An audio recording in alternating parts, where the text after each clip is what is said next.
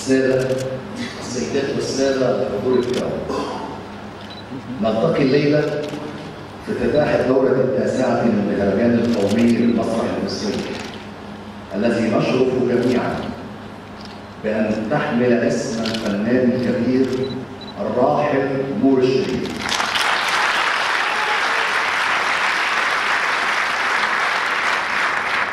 في هذه الدورة ولأول مرة بعد عام 2011 سنشاهد عروضا لكل الجهات التي نصت لائحة المهرجان على مشاركتها.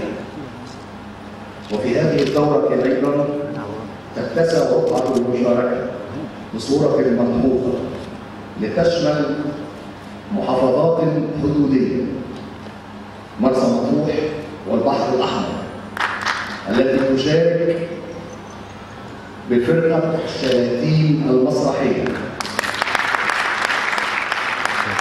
وهي الفرقة التي نرحب بمشاركتها ونتمنى تواصل الفعل المسرحي على أرضها.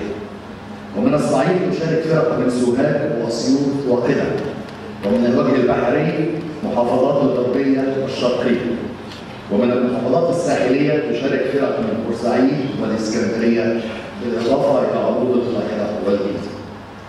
وفي هذه الدورة يواصل المهرجان القومي تقليدا بالذهاب بعروض مسرح القاهرة للعراقص والمسرح القومي للطفل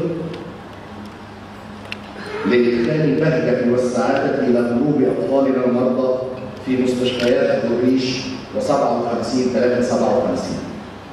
وفي هذه الدورة يحظى أيضا ذوي الاحتياجات الخاصة بأولوية مطلقة في الدخول إلى دور العرض المسرحية لمشاهدة عروض المهرجان. كما يواصل المهرجان تكريما برواد المسرح المصري الذين أضاءوا حياتنا المسرحية بإبداعاتهم وكتاباتهم، وذلك في حفل الافتتاح بتكريم 7 من رموز المسرح، وفي حفل الختام حيث تحمل الجوائز أسماء مسرحيين راحلين كبار مثل كرم مطاوع،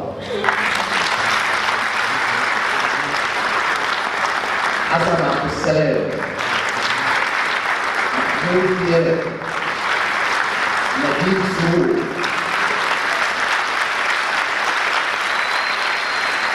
نبيل جبران، كمال ياسين، عمر الخليل، محمد رفيق، مخلص البحيري، مجد الخطيب، ملك الجمل، آمال السهيري، صلاح الفكرين، عبد الغني أبو العينين، شكري عبد الوهاب، وزكريا الحجاوي، ومحمد خليل، والشريف خاطر، والنوبي الذي تحمل جائزة الدعاية. كما تحمل جائزة أفضل مخرج صاعد اسم مخرج من رواد مسرح الثقافة الجماهيرية في التقهلية الراحل سمير العدل. ولأنه فارقنا منذ أيام ولأن عطاءه لمسرح الثقافة الجماهيرية لم ينقطع، فقد قررت اللجنة العليا للمهرجان أن تحمل جائزة لجنة التحكيم الخاصة اسمها الناقد والكاتب مهدي الحسين. ولأن المسرح يساهم في تشكيل الوعي الإنساني والمجتمعي ويفتح مساحات للنقاش والحوار لخدمة الواقع المسرحي وجعله أكثر فاعلية، تحمل الندوة الفكرية عنوان المسرح والإرهاب عبر محورين. يتعرض المحور الأول لمفاهيم وأشكال وخصائص مسرح المقاومة في العالم، ويتعرض المحور الثاني للتجارب المسرحية المصرية والعربية التي حملت على عاتقها عبء التصدي لمظاهر الإرهاب والتطرف. كما يشهد المهرجان معارضا للكتاب تنظمها الهيئة المصرية العامة للكتاب والمركز القومي للمسرح للإصدارات المسرحية بتخفيضات كبيرة. اسمحوا لي أن أزف إليكم خبرا سارا يتزامن مع افتتاح المهرجان، وهو إعلان انتهاء إشهار المركز المصري للهيئة العالمية للمسرح ITI تحت مسمى الجمعية المصرية للمعهد الدولي للمسرح. وقريبا جدا يتم الإعلان عن فتح باب العضوية وبدء نشاط هذا المركز الذي يعد نافذة هامة للتواصل مع تجارب وأنشطة المسرح والمسرحيين حول العالم. وترأس مجلس إدارة الجمعية الأستاذة الدكتورة نهاد سويحة.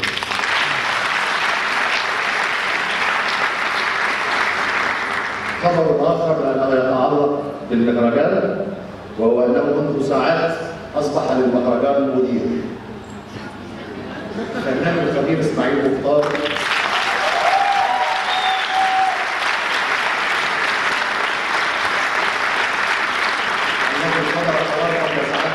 رئيسا للفكر الفني وبالتالي هو مدير المهرجان.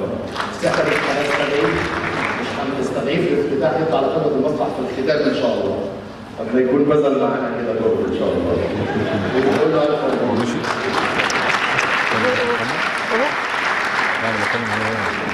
تجديد هذه الدورة كنموذج للتعاون والتكامل بين مؤسسات وزارة الثقافة المختلفة.